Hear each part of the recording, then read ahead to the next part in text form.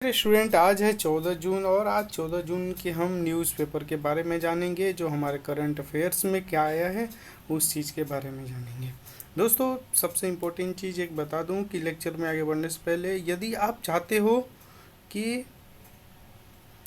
आप चाहते हो पीडीएफ इसका चाहिए तो इसको स्कैन करके आप पीडीएफ तक पहुंच सकते हो। यहाँ से आपको पीडीएफ मिल जाएगा। अगर यहाँ स्कैन नहीं करते हो, डिस्क्रिप्शन बॉक्स में भी आपको देंगे, वहाँ से जाकर पीडीएफ को आप डाउनलोड कर सकते हैं। ठीक है दोस्तों, और एक इम्पॉर्टेंट चीज़ बताऊं कि यदि आप बीपीएससी की तैयारी कर रहे हो और प्री 30 अगस्त को देने वाले हो तो आपके लिए मॉक टेस्ट यहाँ पे है। आप जाकर वहाँ मॉक टेस्ट देख सकते हो। इसके साथ साथ आपको प्रैक्टिस सेट भी यहाँ पे देख सकते हो। बीपीएससी 71st हमारा एग्ज़ाम के लिए। ठीक है, चलिए तो लेक्चर में आगे बढ़ते हैं दोस्तों। चलिए पहले क्वेश्चन के बारे में हम जानते हैं आज के हमारे खबर में क्या है। हाल ही में जारी ग्लोबल जेंडर गैप रिपोर्ट 2025 में भारत की रैंक क्या है। अभी ग्लोबल जेंडर रिपोर्ट जारी हुआ है तो इसमें भारत का रैंक क्या है। तो इसमें भारत का रैंक है 131। कितना? 131 है।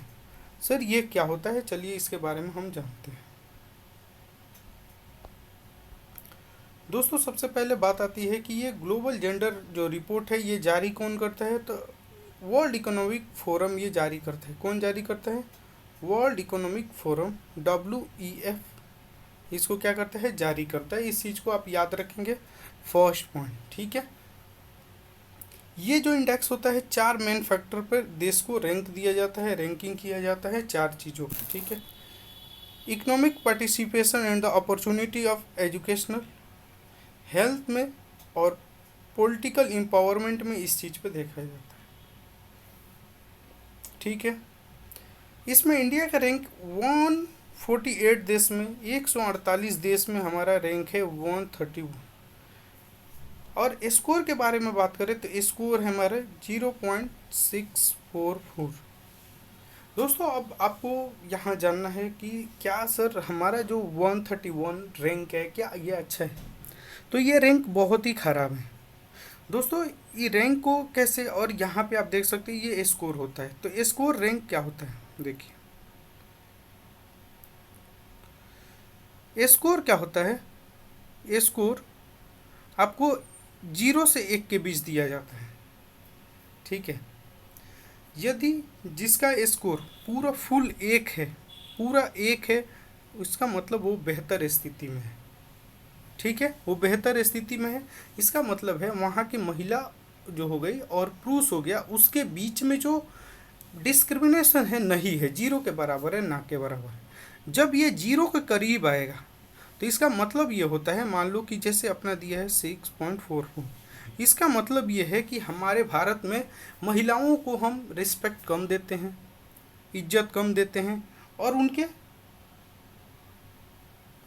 उनके साथ भेदभाव होता है। ठीक है, तो देखो 2024 में अपने भारत का कितना रैंक था? 129। लेकिन 2025 में क्या हुआ? और नीचे चला गया, 131 हो गया। ठीक है, अगर भारत में देखें तो इसके पड़ोसी देश में अगर देखें तो बांग्लादेश देखिए बहुत ही बेहतर स्थिति में है। उसका रैंक 24 है बांग्लादेश के। ठीक है, पहले कितना था? 99 था, अभी 24 है। टॉप कंट्री में देखो, आइसलैंड को हम क्या 1 नंबर पे है Iceland, Finland second, Norway third पे है। अगर बॉटम से देखें, नीचे से, तो चाड, सूडान, पाकिस्तान सबसे नीचे है इसमें। ठीक है, चलो रैंकिंग, जो रैंक ऑफ इंडिया नेवर्स के बारे में बात करें, देखो बांग्लादेश सबसे बेहतर है। अगर अपने भारत के पड़ोसी देशों में देखें तो नेपाल 125, चाइना 103, भूटान 119, श्रीलंका 130 और मालदीव 138। ठीक है, यहाँ से आपको 3 पॉइंट याद रखना। सबसे पहले हमारा रैंक कितना है, रैंक। दूसरा, इसको जारी कौन करता है, इसको जारी कौन करता है। ठीक है, तीसरा कि स्कोर कितना है इसमें हमारा, स्कोर को भी याद रखना, अगर रैंक ना देके स्कोर पूछ दे तो। चौथा, यहाँ से आपको याद रखना है कि अपने पड़ोसी देश में सबसे बेहतर कौन है, पड़ोसी में सबसे बेहतर कौन है, तो बांग्लादेश। ठीक है, इस चीज़ को, ये 4 चीज़ों को आपको याद रखना है। चलिए आगे चलते हैं। देखो ग्लोबल जेंडर गैप रिपोर्ट ये इशू कौन करता है, अभी आपको बताए थे, वर्ल्ड इकोनॉमिक फोरम WEF, इसका शॉर्ट फॉर्म होता है, ठीक है। उद्देश्य से क्या होता है, जेंडर इक्वलिटी, लैंगिक समानता को नापा जाता है, मेजर किया जाता है। ये स्टार्ट 2006 में पहली बार इसको निकाला गया था। देखिए ओवरऑल 0 से 1 के बीच इसको ये स्कोर दिया जाता है। वही स्कोर देखिए, भारत का स्कोर 0.644 है, जबकि आइसलैंड क्या है 0.926। इसका मतलब ये 1 के करीब है, इसीलिए ये सबसे बेहतर है, ठीक है, 1 के करीब है। चलिए सेकेंड क्वेश्चन है दोस्तों, हाल ही में चर्चा में रहा होदैदा पोर्ट किस देश में है, तो ये किस देश में है, तो ये है दोस्तों यमन में। कहाँ है, यमन में। जानते हैं आप, हूती जो रेबल्स है, हूती विद्रोही, वहाँ से क्या कर रहे हैं, वहाँ से अपने इजराइल पे बम या अपने मिसाइल को छोड़ते हैं, तो उसी पोर्ट पे इजराइल ने क्या किया, बम गिरा दिया, इसीलिए ये चर्चा में था। तो ये कहाँ है, हुदैदा पोर्ट, ये यमन में है, ठीक है। चलिए देखिए हुदैदा पोर्ट यमन देश में है। कहाँ है, यमन देश में है। हाल ही में पोर्ट पे क्या है, इजराइल ने पहली बार नेवल जो अटैक किया है, ठीक है, किया है। हमले में इजराइल ने हुदैदा पोर्ट को एंट्री पॉइंट पर स्ट्राइक किया। इजराइल का कहना है कि पोर्ट हुदैदा रेबल्स के द्वारा गाजा हथियार पहुंचाने के लिए इस्तेमाल किया जाता था। यहाँ से हथियार को कहाँ भेजते थे, गाजा में, ठीक है। अब देखो हूती रेबल्स कौन है सर, तो ये एक समूह है जो ईरान इसको सपोर्ट करता है। कौन, ईरान। इसका उद्देश्य यमन पर अपनी सत्ता बना कर रखना है, ठीक है। देखो 2014 से ही जो यमन है, साना पर इन्होंने कब्जा किया। जो रेबल्स है, जो हूती विद्रोही है, 2014 में यमन की जो राजधानी है साना पे कब्जा कर लिया। ये वेस्ट एशिया में एक देश है। इसकी कैपिटल को याद रखना आप, सना। करेंसी यहाँ पे रियाल चलता है। प्राइम मिनिस्टर कौन है, सलेह बिन बैरक, ठीक है। ये चीज़ को आपको याद रखना है दोस्तों। थर्ड नंबर क्वेश्चन है हमारा अभ्यास शक्ति, इस चीज़ को याद रखिएगा। भारत और किस देश के बीच हो रहा है, द्विपक्षीय है, तो ये भारत और फ्रांस के बीच में हो रहा है अभ्यास शक्ति, ठीक है। अभ्यास शक्ति किसके बीच हो रहा है, भारत और फ्रांस के बीच में। देखिए एक्सरसाइज जो शक्ति है इंडिया और फ्रांस के बीच में ये हो रहा है, ये क्या है, बाईलेटरल है, मतलब द्विपक्षीय 1 to 1, ठीक है। चलो 2025 में अभ्यास का जो 8वां एडिशन आयोजित किया गया है, 18 जून से 1 जुलाई तक चलेगा, ठीक है। फ्रांस के ला कार्वेलिया में आयोजित किया जाएगा। एक्सरसाइज शक्ति इवेंट इंडिया और फ्रांस के बीच। यहाँ पे एक चीज़ याद रखें, हर 2 साल में एक बार होता है, हर साल नहीं होता है। यहाँ पे ध्यान रखेंगे, आपके एग्ज़ाम में पूछ सकता है।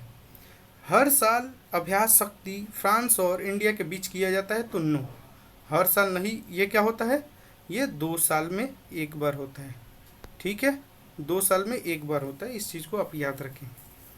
फर्स्ट टाइम कब हुआ था, 2011 में फ्रांस में।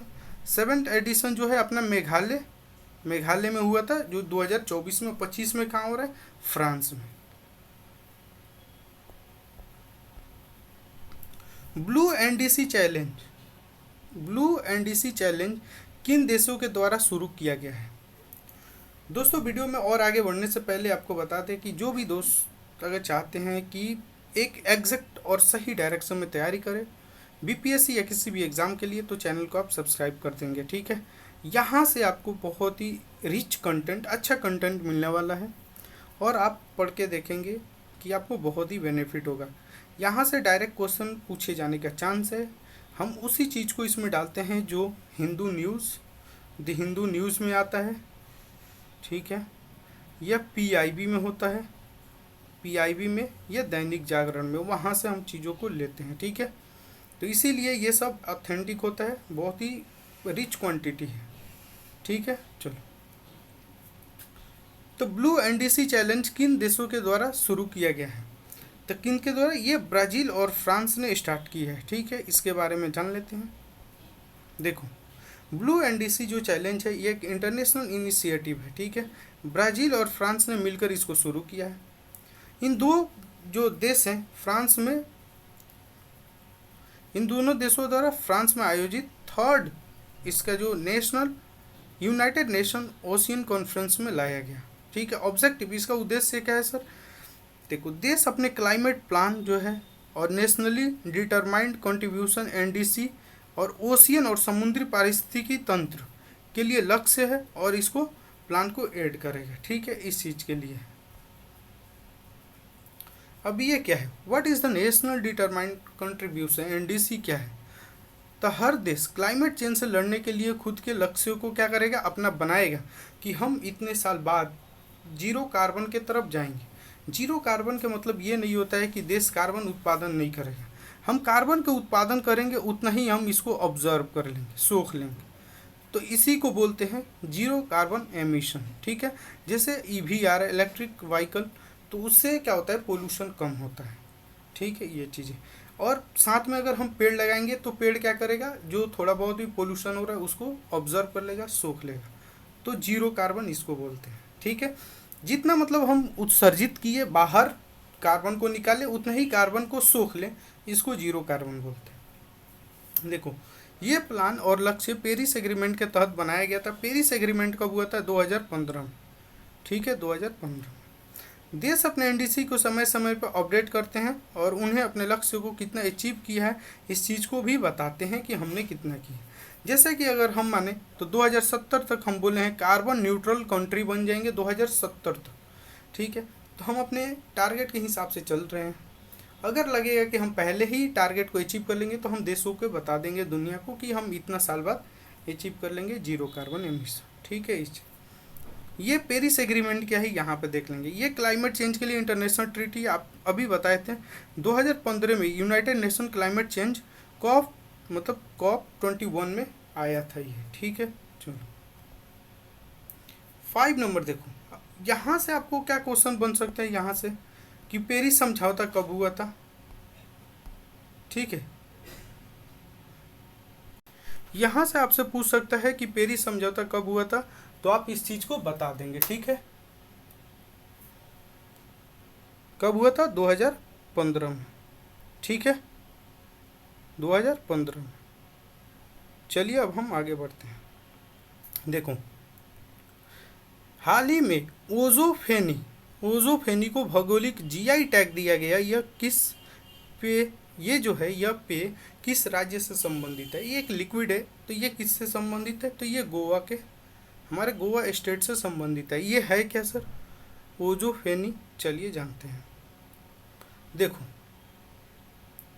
हाल ही में गोवा की ओजोफेनी को जीआई टैग दिया गया। ओजोफेनी गोवा राज्य के ट्रेडिशनल अल्कोहलिक ड्रिंक है। ठीक है, ट्रेडिशनल परंपरागत रूप से इसको क्या है, ड्रिंक है। ये 2 प्रकार की होती है, एक काजू फेनी होती है और दूसरा एक नारियल फेनी होती है, जो काजू की सेब और नारियल की रस से बनाई जाती है। ठीक है, जीआई टैग क्या होता है? जीआई टैग देखो, भारत सरकार द्वारा दिया जाता है। अगर आपसे क्वेश्चन पूछता है कि जीआई टैग दिया जाता है वर्ल्ड बैंक से, आईएमएफ से, भारत सरकार से, आरबीआई से, तो ये चीज़ याद रखना, भारत सरकार द्वारा। Geographical indicator of goods registration and protection act 1999 के तहत दिया जाता है। फर्स्ट में हम सबसे पहला किसको दिए थे? दार्जिलिंग के जो टी था, चाय था, उसको दिए थे वेस्ट बंगाल 2004-05 में। ये जीआई टैग जानते हो क्या होता है? जीआई टैग होता है कि उस इलाका में सिर्फ मतलब उसी इलाके में वो चीज़ें होती है और फेमस चीज़ होता है उसके लिए। देखो, भारत का पहला सोचने वाला उपग्रह लॉन्च कौन करेगा? लॉन्च करने की बात कर रहे हैं, लॉन्च कौन करेगा? इसरो करेगा। तो यहाँ पे हमारा ऑप्शन नहीं है, तो आप यहाँ पे जोड़ सकते हो इसरो। ठीक है, लॉन्च कौन करेगा? इसरो करेगा। लेकिन इसको बनाएगा कौन? तो टेक मी टू स्पेस बनाएगा ये।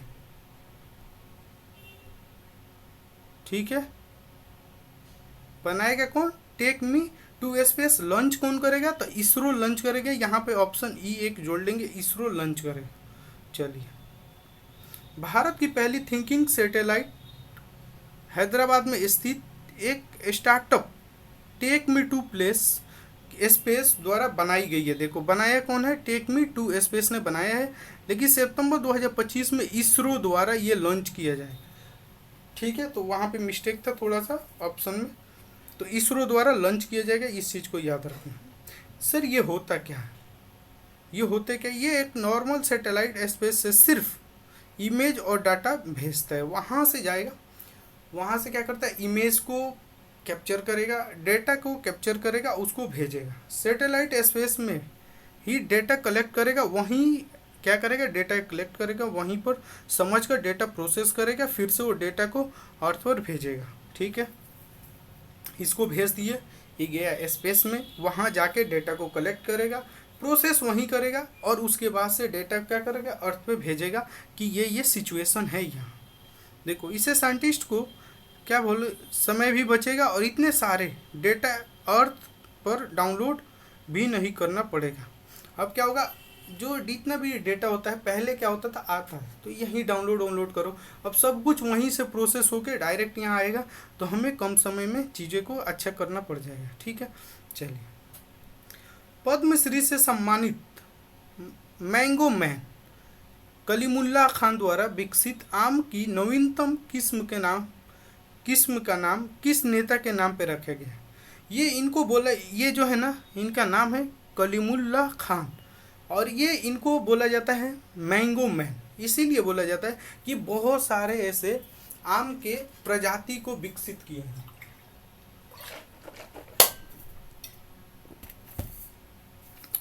हैं, बहुत सारे आम के नए नए आम को जो विकसित करते हैं, तो ये नाम नेता के नामों पे रखते हैं। तो इस नाम को किसके नाम पे रखे हैं, तो ये रखे हैं राजनाथ सिंह, अपना जो डिफेंस मिनिस्टर है उनके नाम पे रखे हैं। और भी जो किस्में किसी किसी के नाम पे रखेंगे, उसके बारे में भी जानेंगे। चलो देखो, भारत के मैंग्रो मैन कहे जाने वाले कलीमुल्लाह खान जो है, आम के नई किस्म की खोज किए हैं। ठीक है, किस्म के नाम उन्हें राजनाथ मैंगो रखा है। ठीक है, राजनाथ मैंगो रखा है उन्होंने, भारत के जो डिफेंस मिनिस्टर हैं हमारे, उनके नाम पे। कलीमुल्लाह खान में पहले भी कई मशहूर लोगों के नाम पे ये आम के किस्म के नाम रखे हैं, जैसे देखो सचिन तेंदुलकर, ऐश्वर्या राय, सोनिया गांधी, नरेंद्र मोदी, इन लोगों के भी नाम पे रखे हैं आम के जो नए नए प्रजाति है उसका। ठीक है, देखो अगर इनके बारे में पूछे ये कहाँ के हैं, तो देखो ये यूपी के हैं, और ये यूपी में कहाँ के, लखनऊ के हैं। 300 से ज़्यादा वैरायटी आम की किस्मों के ये क्या किए, उगा चुके हैं। पद्मश्री इनको कब मिला था, 2008 में। इंटरनेशनल कॉन्फ्रेंस इलेक्टोरल इंटीग्रिटी का आयोजन हाल ही में कहाँ किया गया है, तो ये किया गया है आपका स्वीडन में किया गया, स्टॉकहोल्म स्वीडन में। राइट ऑप्शन हमारा बी हो जाएगा। चलिए देखो ये है क्या सर, हाल ही में जो इंटरनेशनल कॉन्फ्रेंस इलेक्टोरल जो इंटीग्रिटी का आयोजन स्वीडन में किया गया, इसका आयोजन 10 से 12 जून तक किया गया। ठीक है, international institute of democracy and the electoral assistance IDEA द्वारा आयोजित किया गया। इसमें भारत की तरफ से कौन गया था, चीफ जो हमारा इलेक्शन कमीशन है कौन है, यहाँ से इनका नाम भी याद रखना है, ज्ञानेश कुमार ने भी हिस्सा लिया। इसका उद्देश्य क्या था कॉन्फ्रेंस का सर, ग्लोबल लेवल पर इलेक्टोरल जो प्रोसेस है, फेयरनेस, उसमें ट्रांसपेरेंसी लाना, उसमें फेयरनेस लाना, ये सब क्रेडिबिलिटी, ये सब को मजबूत करना, इस पे चर्चा करना। देखो institute for democracy and electoral assistance, ठीक है, ये एक इंटरनेशनल इंटर गवर्नमेंटल अंतर सरकारी बॉडी है, दुनिया भर में डेमोक्रेसी को क्या करती है, सपोर्ट करती है, उसको स्ट्रॉन्ग बनाती है। इसकी स्थापना 1995 में स्वीडन में हुआ था। इसमें कितने मेंबर है, 31 मेंबर है, कितने, 31, भारत भी इसमें है। भारत का पहला वंदे भारत मेंटेनेंस डिपो बनाया गया। कहाँ हम बना रहे हैं, देखो जितने भी वंदे भारत है ना, उसके मेंटेनेंस के लिए हम एक जगह बना रहे हैं कि वहाँ पे अगर ख़राब होगी, कुछ भी उसमें दिक्कत होती है तो क्या करेंगे, वहाँ पे मेंटेनेंस करें। ये हम राजस्थान जोधपुर में बनाए, राइट ऑप्शन हमारा सी हो जाएगा। देखो इंडिया का पहला वंदे भारत मेंटेनेंस जो डिपो राजस्थान में बनाया जा रहा है, जोधपुर में बनाया जा रहा है। ठीक है, डिपो पूरे देश में आने वाली वंदे भारत ट्रेन की मेंटेनेंस करेगा, जितने भी हैं। इसका टोटल लेंथ कितना है, 600 मीटर है। फैसिलिटी में 3 मेंटेनेंस लाइन होंगी, जिससे एक साथ 3 ट्रेन की सर्विसिंग किया जा सकेगा। ठीक है, डिपो 2025 के अंत तक शुरू हो जाएगा। 2025 मानो दिसंबर नवंबर तक स्टार्ट हो जाएगा। देश में ऐसे 4 डिपो बनाने की योजना बनाई गई। 4 बनेगा, एक से तो काम होगा नहीं, इसीलिए। वंदे भारत ट्रेन देखो, ये भारत की पहली स्वदेशी मतलब हमारे खुद के बनाए हुए सेमी हाई स्पीड है ट्रेन है। 160 किलोमीटर पर आवर से चलती है। वंदे भारत ट्रेन में Bharat integral coach factory ICF Chennai द्वारा बनाई जाती है, चेन्नई द्वारा। ठीक है, फर्स्ट वंदे भारत ट्रेन 18 फरवरी 2019 को चला था। कहाँ से? न्यू दिल्ली से वाराणसी रूट पे चला था। शुरुआत में इसका नाम क्या था? ट्रेन 18 था, बाद में इसे वंदे भारत कर दिया गया। विश्व रक्तदाता दिवस हर वर्ष कब मनाया जाता है? तो ये मनाया जाता है आपका 14 जून को। कब? 14 जून को मनाते हैं हम डोनर डे। ठीक है, चलो, हाल ही में 14 जून को वर्ल्ड ब्लड डोनर डे मनाए थे। वर्ल्ड हेल्थ ऑर्गेनाइजेशन WHO ने इसको 2004 में क्या किया? इसको शुरू किया। ठीक है, इस दिवस का उद्देश्य ब्लड डोनेशन के प्रति अवेयरनेस को बढ़ाना और ब्लड डोनर को धन्यवाद देना है। ठीक है, मतलब जो ब्लड देगा लोगों में ये बताना है कि जो आप ब्लड दोगे तो इससे कुछ इफेक्ट नहीं पड़ता है, आपकी बॉडी के प्यूरिफाई ही होता है। ठीक है, ब्लड देने से, और उनको धन्यवाद करना। 2025 में इसकी थीम क्या है? Give blood give hope. ठीक है, तो दोस्तों वीडियो कैसा लगा कमेंट करके बताना कैसा लगा। और जो भी दोस्त वीडियो पर नए हैं तो आप क्या करेंगे? चैनल को जरूर सब्सक्राइब करेंगे और लाइक भी करेंगे। तो आज के लिए इतना ही। Thank you too love you. आज हमारा था 14 जून, और 14 जून का आज मेन करंट अफेयर्स के बारे में हम जानेंगे। ठीक है, चलो, thank you to all of